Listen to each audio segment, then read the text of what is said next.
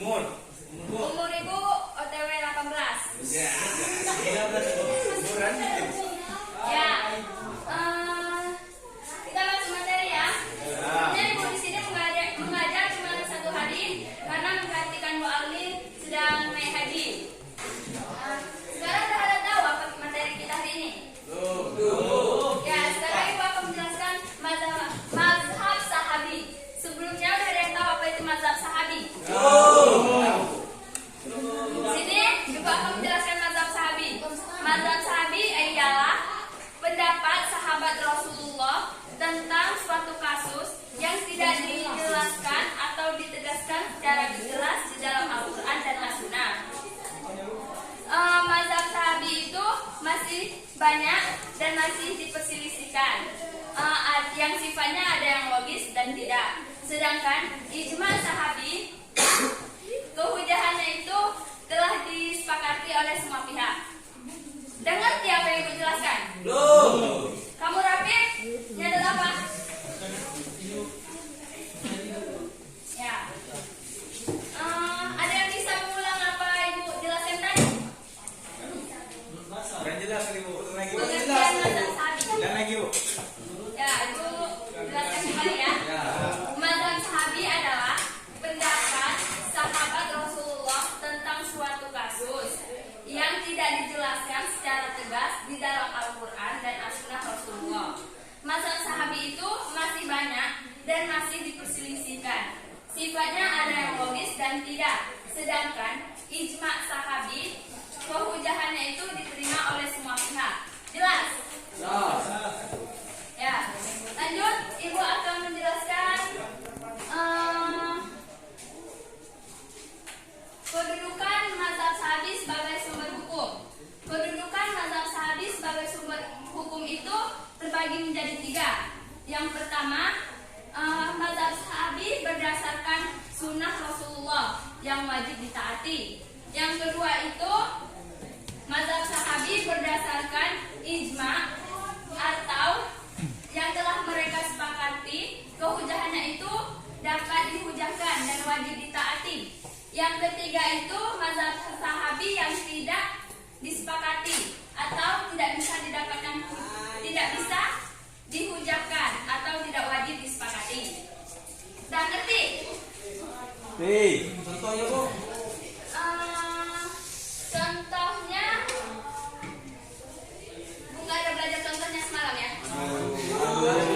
Gue masih belajar. Terus di sini ibu akan menjelaskan definisi menurut sahabat Rasul. Apa itu sahabat? Itu terbagi menjadi 4. Yang pertama itu ahli hadis. Yang kedua menurut Zaid bin Al-Masih. Yang ketiga itu menurut Al-Jahiz. Dan yang keempat menurut Ibnu Jabir. Yang pertama menurut Al-Hadis. Menurut Al-Hadis itu sahabat ialah orang yang bertemu dengan Rasulullah walaupun sesaat. Yang kedua itu menurut Zaid bin Al-Masih. Sahabat itu orang yang tinggal bersama Rasulullah 1 atau 2 tahun serta perang 1 atau 2 kali. Yang ketiga itu menurut Al-Jahiz. Menurut Al-Jahiz, sahabat itu orang yang berkumpul dengan Rasulullah dalam waktu yang cukup lama serta menimba ilmu dari Rasulullah. Dan yang terakhir menurut Ibnu Jabir. Menurut Ibnu Jabir, sahabat ialah setiap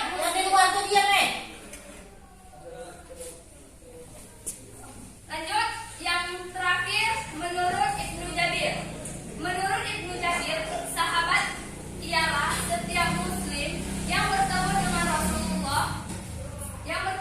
Rasulullah serta beriman kepadanya dan meninggal dalam keadaan Islam.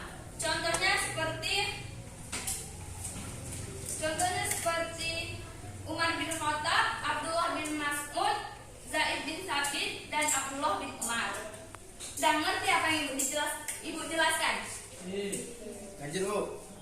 Ya, lanjut. Di sini ibu akan menjelaskan tentang tentang macam-macam mazhab sahabi, yaitu ada 3. Macam-macam mazhab sahabi itu yang pertama, perkataan sahabat terhadap hal-hal yang tidak termasuk objek ijtihad. Dalam hal ini semua ulama itu sepakat karena perkataan sahabat itu bisa dijadikan hujah. Kemungkinan karena simak atau mendengarkan Nabi Muhammad SAW sangatlah besar, sehingga perkataan tersebut termasuk dalam hal-hal atau kategori as-sunnah. Terus walaupun perkataan itu adalah hadis mauquf, perkataan ini dikuatkan oleh Imam Az-Zakhari dan beliau memberikan contoh. Contohnya ialah dalam perkataan hal-hal tersebut tidak bisa termasuk hujah. Sebagai perkataan Ali bahwa mahram yang paling bukan mahram deh, bahwa seperti perkataan Ali bahwa mahar yang paling kecil itu 10 dirham, sedangkan perkataan Anas itu haidnya seorang wanita itu paling sedikit 3 hari dan paling lama itu 10 hari. Ada yang bertanya? Berapa? Ibu tadi bilang nggak tahu contoh, yang ibu sebutkan itu contoh. Oh iya. Aduh, masih muda Ibu lupa. Ada yang bertanya tadi? Berapa dirham? 10 dirham itu kalau nggak salah itu 40.634 rupiah 61 perak. Kalau nggak salah. Jadi bisa di 10 dirham kan? Ya, tadi. 40.634 rupiah 61 perak. Sah. Untuk ngamal itu. Iya. Lanjut. Bakar untuk orang ngamal. Iya. Tetapi contoh tersebut ditolak oleh beberapa ulama Asy-Syafi'iyah karena hal-hal tersebut adalah permasalahan yang bisa dijadikan hujah. Apa tadi? Bisa dijadikan hujah. Dan pada kenyataannya baik itu mahar dan haidnya seorang wanita itu kembali pada diri masing-masing dan kebiasaan masing-masing. Jadi konsep ini menyetujui catatan tadi. Iya. Terus lanjut yang kedua tadi kan? Yang kedua ialah perkataan sahabat yang disepakati sahabat lain. Karena perkataan sahabat adalah hujah dan termasuk kategori ijma. Yang ketiga itu perkataan sahabat yang paling terbesar daripada sahabat yang mengingkari atau menolaknya. Dalam hal ini bisa dijadikan hujah karena ini merupakan ijma sekuti bagi mereka yang berpendapat bahwa ijma sekuti itu bisa dijadikan hujah. Dah, ngerti? Kamu Roni? Nyatet apa dari tadi? Kan ibu menjelaskan. Tolong ya. Terus terakhir ibu akan menjelaskan kehujahan mazhab sahabi. 10. Di sini ibu akan menjelaskan kehujahan mazhab sahabi. Maksud kehujahan adalah kekuatan yang mengikat untuk dijalankan oleh umat muslim, sehingga akan berdosa bila ditinggalkan, sebagaimana dosanya meninggal perintah Nabi. Kehujahan di sini membahas tentang perbedaan pendapat ulama, di antaranya Imam Malik dan Imam Syafi'i. Yang pertama, Imam Malik mengatakan bahwa mazhab sahabi, kaum sahabi dapat menjadi hujah. Pendapat ini berasal dari Imam Malik. Abu Bakar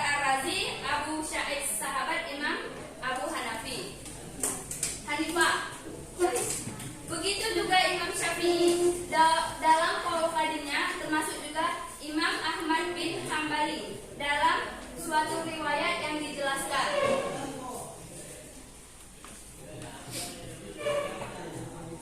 Sahabatku bagaikan bintang-bintang, siapa saja di antaranya mereka yang kamu ikuti, pasti engkau mendapat petunjuk. Terus yang terakhir, yang kedua, di sini menurut Imam Syafi'i. Menurut Imam Syafi'i bahwa mazhab sahabi, qaul sahabi secara mutlak tidak dapat menjadi hujjah. Pendapat ini berasal dari jumhur Asy'ariyah dan Mu'tazilah.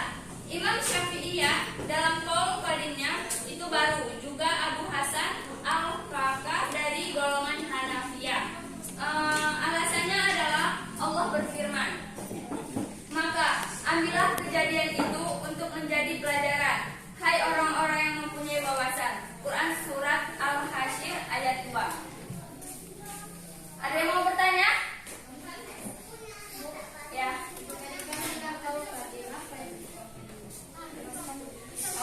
Qaul qadim itu artinya secara bahasa adalah bentuk dari dua kata, yaitu perkataan, pendapat atau pandangan. Sedangkan qadim adalah masa sebelumnya atau masa lalu. Jadi makna istilah qaul qadim adalah pandangan fikih Al-Imam Asy-Syafi'i versi masa lalu. Masa lalu. Mungkin versi masa lalu. Masa depan dulu.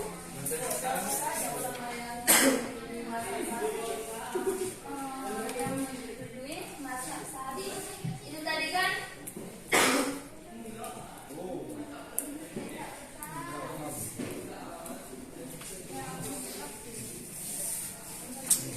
ada yang bisa membantu ibu menjawab? Siti. Lupa, Bu. Yang lain?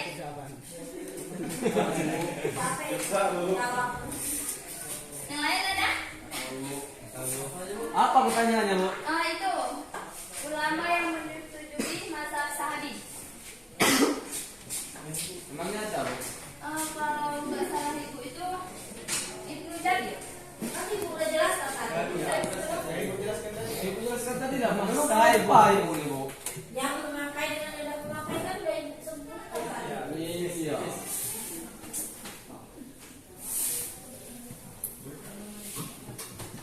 Ada beberapa hadis yang baru tadi.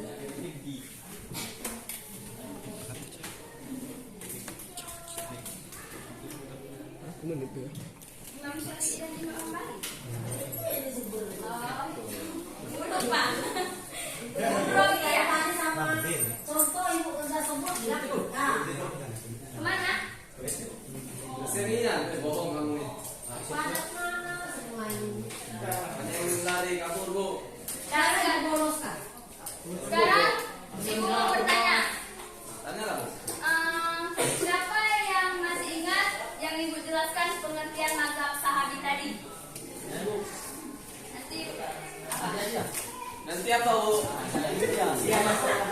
jadi ibu kasih tambahan nilai. Apa itu mazhab sahabi? Jadi kamu menjawab. Ngarepin hadiah. Nah, Kamu nih ngarepin hadiah. Ngarepin ilmu orang tuh. Kemudiannya ialah pendapat sahabat Rasulullah SAW tentang suatu kasus di mana hukumnya tidak dijelaskan secara jelas. di dalam 15, Bu. Quran dan As-Sunnah. ya. Ya, tepuk tangan untuk Rafiq. Ini hadiahnya lagi. Ya.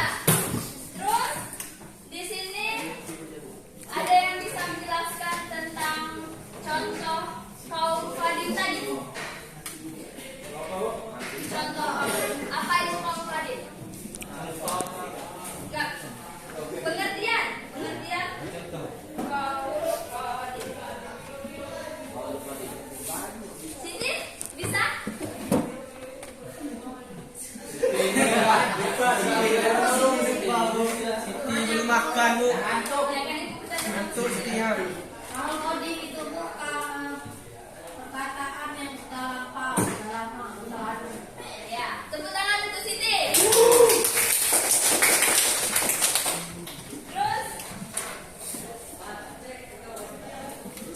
Di sini tadi kan ibu ada menjelaskan definisi menurut sahabat Rasul. Apa itu sahabat? Itu kan ada 4. Ada yang tahu itu menurut siapa aja? Yang 4. Gak usah dijelaskan. Coba tengok di buku. Ya. Menurut ahli hadis, menurut Said bin Al-Masih, menurut Al-Jalis, menurut Ibnu Jabir. Betul. Tepuk tangan dulu untuk Cynthia.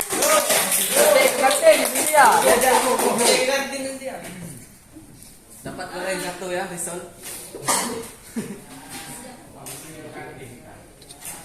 Terus di sini Bu mau bertanya Tanya lah, Bu. tentang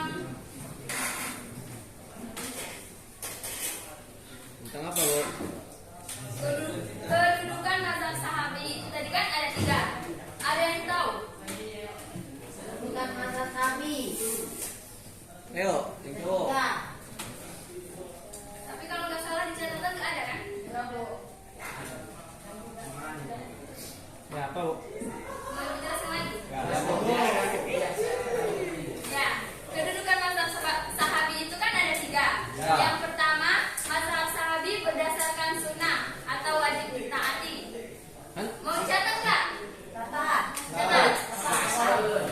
Kedudukan mazhab sahabi. Itu di catatan nggak ada. Tenangkan aja. Yang pertama, mazhab sahabi berdasarkan sunnah Rasulullah. Berdasarkan sunnah Rasulullah. Catat.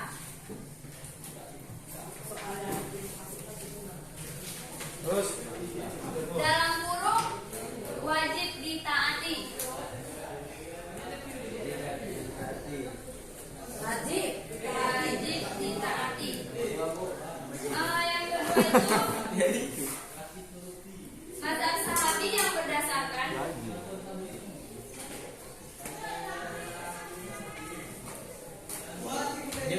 Ibu ngambilnya dari mana, Bu? ijtihad dan sudah mereka sepakati. Ijtihad yang sudah mereka sepakati.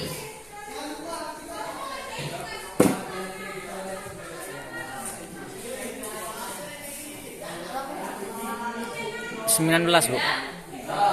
Dalam kurung ijma sahabi ini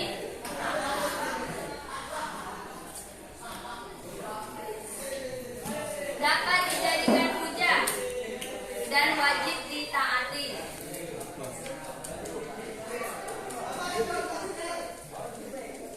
Udah. Wajib ditaati. Yang kedua, Bu, 3. 3. Simpulkan kan? Simpulkan. Kesimpulannya itu